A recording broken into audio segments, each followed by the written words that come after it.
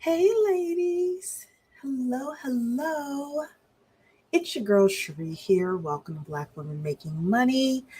On this channel, we focus on entrepreneurship, personal finance, and most of all, how we as Black women can make preferably $200,000 take home so that we are able to support our families with this crazy inflation and things like that and be able to build generational wealth.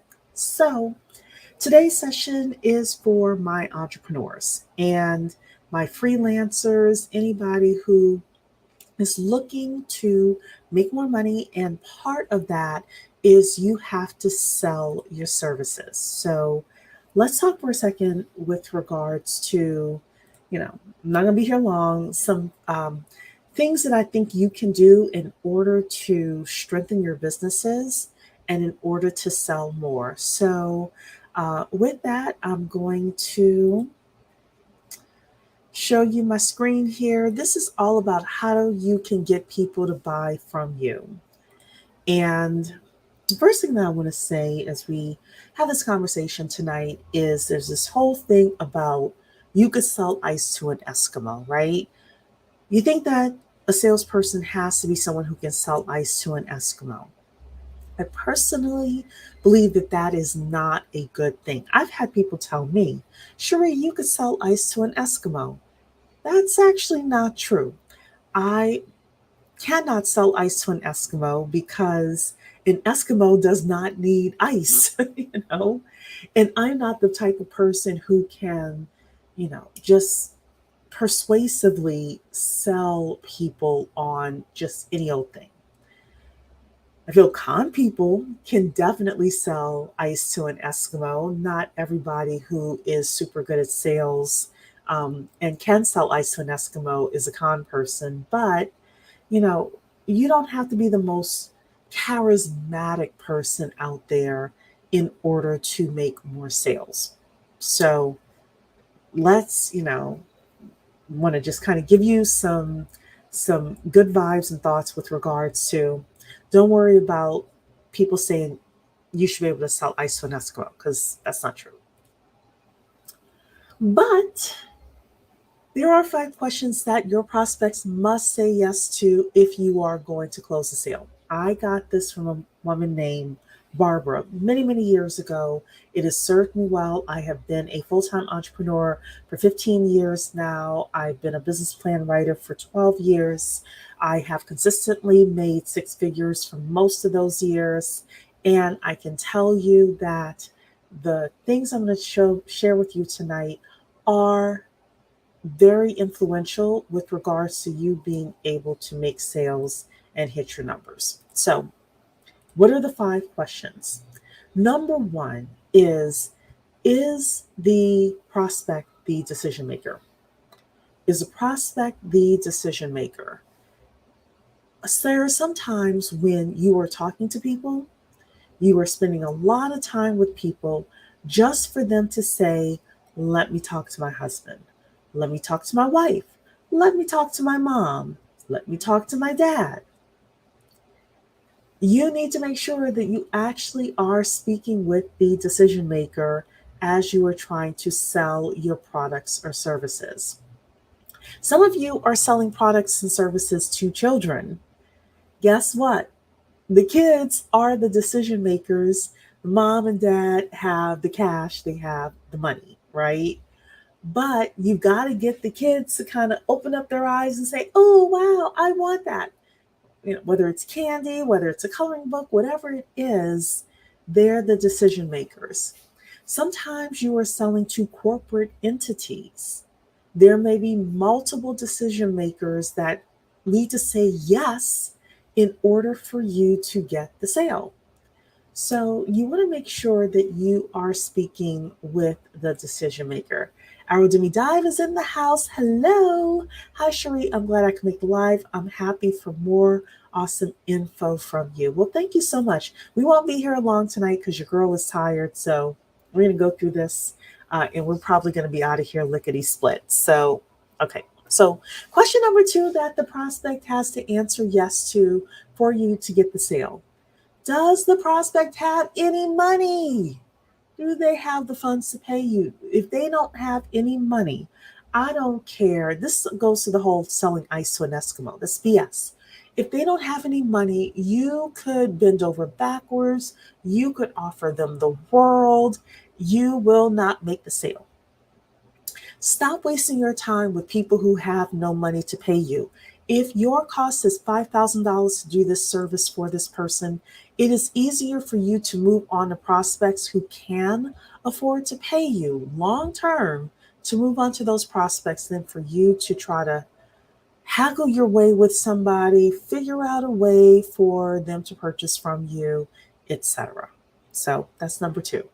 Number three, does the prospect need your product or service? So when I gave this presentation before, I said, we as women need our nails done. We as women need our hair done.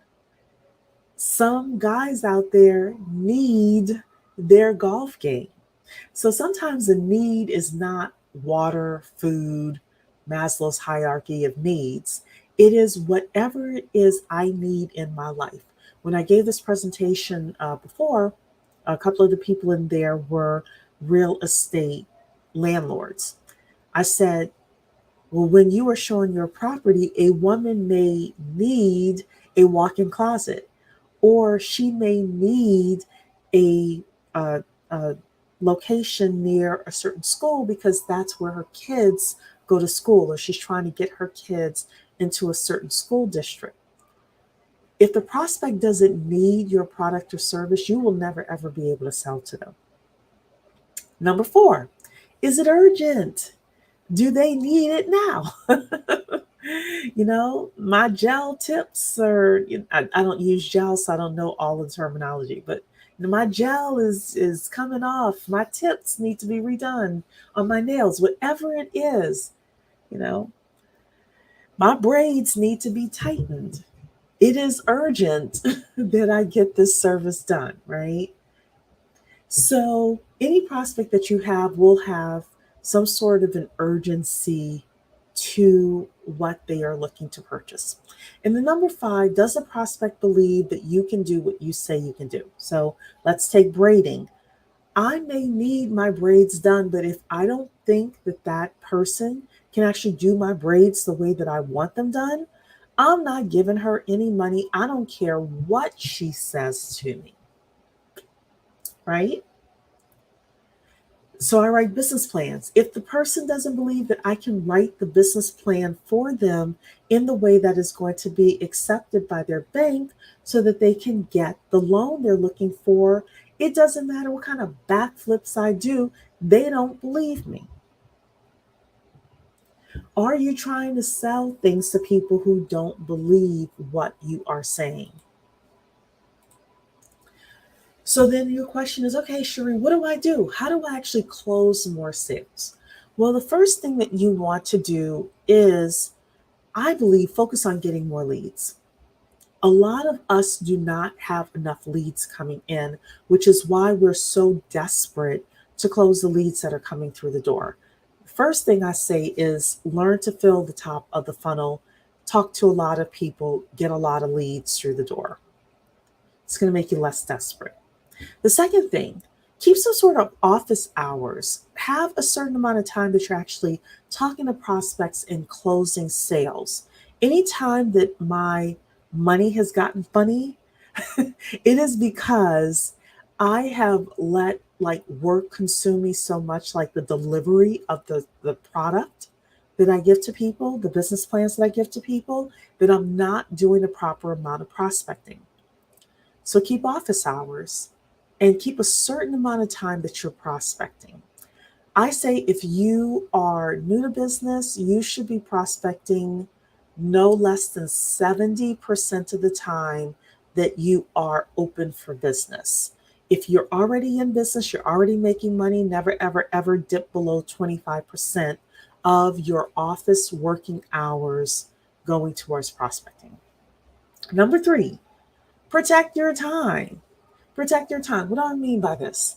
Within my business plan writing company, again, my business plans, average about $5,000. So I let people know, I spend my first 5 minutes talking to the prospect to make sure it is a project that I want to do. And then I spend 7 minutes, actually a total of 7 minutes on the phone with the person. And during those last 2 minutes, it is telling them my price. I protect my time. If the person cannot afford me, I do not spend a lot of time on the phone talking with them. I move on to a different activity, a different prospect, etc.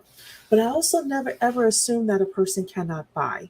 Some of the people that I have seen with the hottest cars, the rims, the chick on every arm, the Gucci, the Louis, the things like that, they are dead broke. And then other people that I see that have a reasonable car, they have a reasonable job, they're the ones that are like, no problem, Cherie. Where do I send the retainer? So, next thing, have an easy to understand 30-second pitch. What do I mean by that? I mean that if somebody asks, like, what do you do? You should be able to explain it to them in an easy to understand way. If they cannot repeat it to you and repeat it to other people, it's too difficult. So a lot of time people don't buy from you because they don't understand what you do. The next thing, show testimonials, offer some sort of references to people. People need to see your work. They need to see that you actually have some success. The next thing, have your contract ready or an easy sign up process. So, this was about a couple of years ago now. I had a client who was raising money and he talked to an investor. The investor was excited.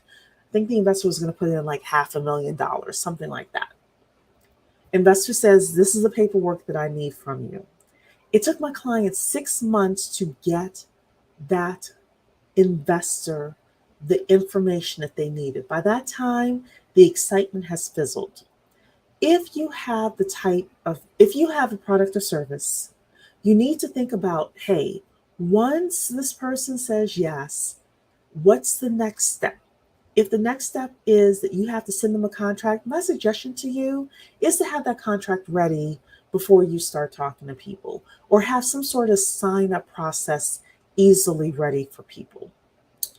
Because if you don't have it ready and if you take too long to get it ready, the excitement fizzles. And then the next thing is have some confidence and some charisma. Confidence in what you are selling. You do need to feel and know that you have a good product or service for people. If you do not have confidence in what you are selling, it's going to be very difficult for you to sell it. If you don't have a certain amount of charisma, it doesn't mean that you don't stutter. It doesn't mean that you talk, extremely well.